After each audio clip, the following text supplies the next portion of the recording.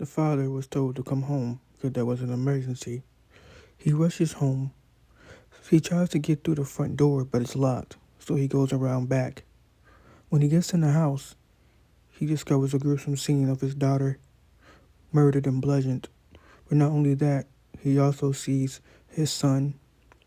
But then he has to get back in father mode because he's trying to look for his third daughter that he cannot find. He calls out her name over and over and over, but she didn't come. But then finally, he hears her footsteps coming down the stairs, wet hair. The dad was surprised about the wetness. The dad was still in shock, so he thought that was blood. But his daughter started explaining to him why she was in the shower and how the murders allegedly occurred of her brother and her sister and why she was in the shower. The dad then got suspicious of his daughter. Not did he not know that his daughter, that was supposed to be an infant, had a darker secret in her mind 10 days prior. You heard what she said.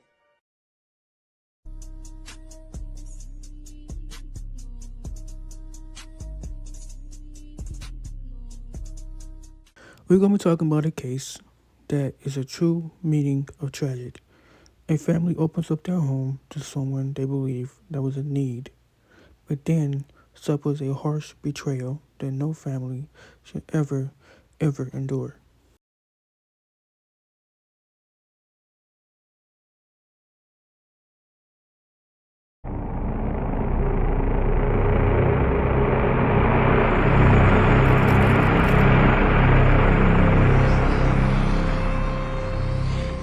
The Maguads, I hope I said their name right, lived in Cotabayo in the Philippines. A prominence. The father was a school teacher. The mother was a principal at an elementary school. Even though this family was not rich by any means necessary, they lived comfortably with their daughter and son.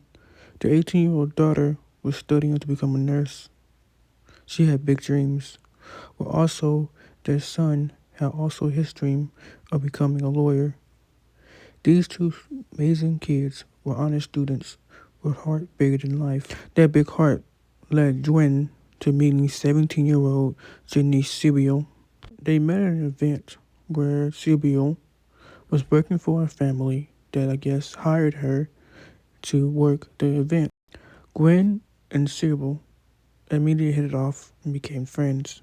This is when Gwen and her brother Louise became more familiar with the young lady, and the young lady even told her that she was an orphan and that she was a servant, that she was working very hard for very little pay, that she took care of two children.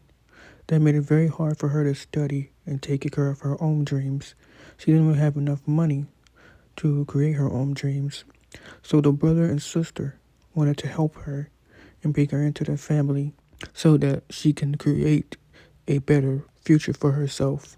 The two young siblings pleaded with their parents to adopt her. First, the parents were very reluctant on adopting her because the house was very small. But the two siblings conducted a plan. Louise even offered up his room to give to the young lady so that she could move into his room and he would sleep on the couch. Now, with the parents being religious, they thought that this was a way that God was asking them to do a service, which the family gave in and said yes to adopting the young lady. So in July of 2001, the adoption was final, and this young lady was a part of their family. The mom and dad, brother and sister were all locked in to her joining the family. You can even tell by their TikToks what kind of family they seem to be. Even the brother even joined in sometimes on the TikToks to even make it even more hilarious. See, during this time, no one would think that a tragedy was going to strike this family.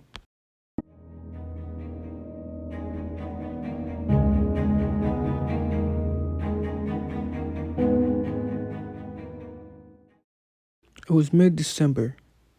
The three teenagers were simply at home while their dad was at the school working on some structures. The dad suddenly gets a call around 2:58 p.m. telling him that someone just ransacked his home. The dad hangs up the phone and rushes home to his family. During this time, surprisingly, in the meantime, Janice took to social media, Facebook in particular, to make a couple posts about what was going on. She first made a post that said, "Guys, help me. Somebody's entered the home." Then she said, "I don't want to die. I'm inside my room hiding. Please help." Then later on, she decided to even make another post that said, "Help me." Janice's boyfriend ended up seeing her messages online and immediately called her. After he called her, she answered the phone, but then she said nothing. So then the boyfriend, who seems not concerned or nonchalant towards his girlfriend's social media posts, basically just hung up and did nothing. She then texted her mom and then said, "Please help." The mom called her back, but Janice didn't answer. During this time, Janice thought that it was also appropriate to change her Facebook name. She changed it from Janice Maguad to JP. The dad would arrive to the home 15 minutes after receiving an initial call, to where he would run into a bloody blanket and a knife. The father first tried to get through the front door, but no luck, so he went through the back door. This is where the dad will run into the gruesome scene of finding his beloved daughter, and also he will also find his beloved son, who was also murdered, stabbed, bludgeoned to death. But then he had to find his other daughter, who he was looking for, but then he was calling out for, but didn't see her. Then finally she came down the stairs with wet hair. First, the dad thought there was blood. He was checking all over her to see if she was okay and wondered why she was in the shower. She explained to the dad that she was in the shower because it calmed her down. The police arrived and started questioning Janet, and this is where she came up with her story that three men came in and they started to like rob the house, ransack the house, and all that stuff that she was making up. During this time, she said that she ran upstairs and knew that she couldn't help her siblings, so she hid under the bed. When the crime scene investigators started to do their job and investigate, they started to see that this didn't look like a robbery, that the murders looked more personal. They looked way too much personal, because there was a hammer, a screwdriver, and even a baseball bat. And the way that the person killed these two young people didn't seem like a robbery murder. It seemed more of a jealous rage for how many stab wounds that was put on each person's body. Wynn was also stabbed 21 times. Lubies had been stabbed 51 times. It took the medical examiner 2 days to conduct the autopsy. That's how brutal the murders were. Now, meanwhile, they didn't expect their sister to be the murderer. She was off the police radar. They didn't expect her just because how brutal the murders were. They didn't expect that it would be their own sister. The police didn't suspect seemingly an innocent young girl like her could carry out a heinous crime. But then, the dad revealed something very heinous and very key to the investigation. He revealed that, yes, the hammer is mine. And then he revealed that I placed it near the laundry area and only Christine and Gwen knew. Then Christine's version of her hiding on the bed started to come untrue, as they later discovered that Christine, the bed she was hiding under, was ransacked. So then they figured if she was hiding in the bed, most likely they would have seen her too. Then the parents started to go around the house and see what the robbers allegedly took. Then they started to notice that nothing was taken. There was no evidence of a robbery. There was computers, laptops, things of variables that they did not take. Only thing that was taken was the two phones of the deceased siblings. Then there also were the mysterious Facebook posts that Christine made during the whole robbery incident. The police thought it was bizarre that someone who was going through a traumatic incident or even a robbery at this can have the composure to be on social media typing and having no errors and even typing emojis throughout the whole encounter. Christine had no errors. She was even using emojis throughout the whole thing. The police just thought that it was weird that she even had the wherewithal to change her name during the process of the whole quote unquote robbery. You can't go without mentioning how Christine told her father that after the whole robbery incident that she jumped into the shower. Anyone who just got out of a traumatic incident, I don't think would want to jump in the shower and make themselves even more vulnerable. Because your hair is wet, your body's wet, your ears wet. You probably got water in your ears, you probably can't hear, you probably can't see. That's why it was pretty much really suspicious that someone would want to get in the shower soon after getting a traumatic incident. Most people believe that when she was in the shower, this was her way of washing away the evidence. Christine, aka Gwen, story wasn't adding up as well.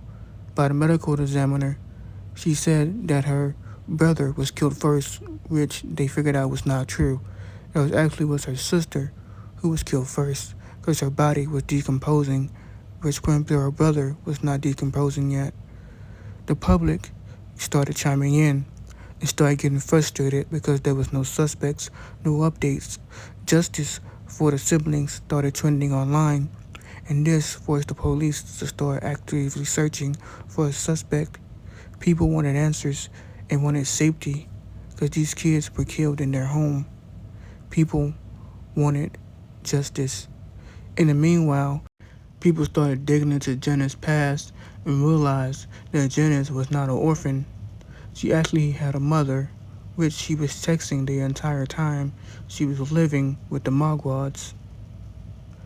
People started wondering how this was that they realized that Christine, Jenna's parents were actually still alive. Meanwhile, they found an ID in Jenna's room of an unknown man. They asked her, did she know the young man? And by their surprise, she said yes. This is where Christine, aka Janice, started to confess to her siblings' murder, even when evidence now being stacked against her. The baseball bat had her signature, well, her fingerprints all over him. This is when the police went after the 17-year-old man, and to their surprise, he had the two phones of now the deceased and murdered victims. Police discovered that Janice and this young man was coming up with a plan through Facebook's Messenger to kill her sibling. During the attack, Gwen managed to get away for a second, but then went back to save her brother and her sister, not knowing that her sister was behind it all. When she realized her sister was behind it all, she said the following words: "This is just a dream. This is just a dream. I still want to be a doctor. I don't know what wrong I did to you. Gwen, I love you very much." The father, after hearing Jenna's confession, was convinced that Janice was jealous of his daughter Gwen and wanted to take her place. It was also noted that Janice was a very big fan of the movie The Orphan, where a young lady was adopted and then tried to kill her family. The case was closed within 6 days. On January 2022, the young man and Janice were both charged with murder. Both were sentenced to 32 years without the possibility of parole. Until then, the parents of Gwen and Luis was not satisfied with the sentencing, knowing that the two killers who took their kids away from them would be able to walk free in their 50s, while Gwen and Luis will remain dead. The Maguad family continued to try to stay strong. They ended up burying both of their kids in a nice casket. They either met the mother of the lady who took their kids away from them. The mother, who was very tearful, bowed down in front of the parents, apologizing for their daughter's cruel act. Even the Maguads told the parents that you don't need to kneel. They were trying to give the lady peace, even for her daughter's actions. She even said that if I was in her life more, I doubt that she would have did this. She felt very tearful for what happened. The mother and the dad opened up a restaurant in the honor of their daughter and son. They're trying to heal from what happened, but there's still a long way to go. justice was kind of served for Louise and Gwen, even though that the tragedy had some type of repercussions. The Maguad parents are still going through heartbreak. Ipadama sa imong misis kung ano kasakit. Pero hindi ko gid na kaya himuon. Kaya nga naman, sa akong anak, ang ako na lang pod. Amo lang gid na ang akong ginangyo sa imuha. Ikaw naman lang gid ang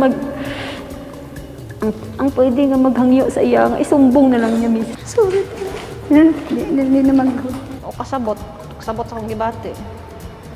Di parang di ko makatuo nga gahimo ginagawa gyud sa anak ko ba nga ana nga hitabo. Sakit eh. Ginasumpa ko gid man ginasumpa ko gid kung ano kasakit pinabatsyag na mo dapat duplihon sa inyo. Duplihon sa inyo. Wala gid ka mo sang puso ka mga ginikanan.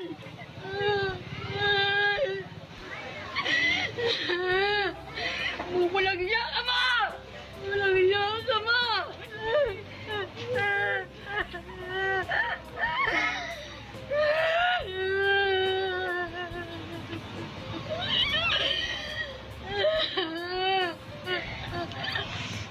Dugay-dugay na kami katimpe because we're expecting for maximum justice! We don't deserve this!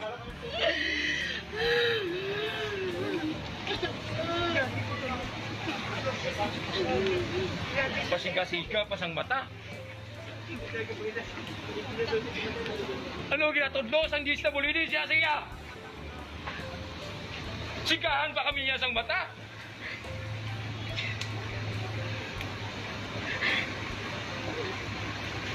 Halimaw ng inyo ginauptan.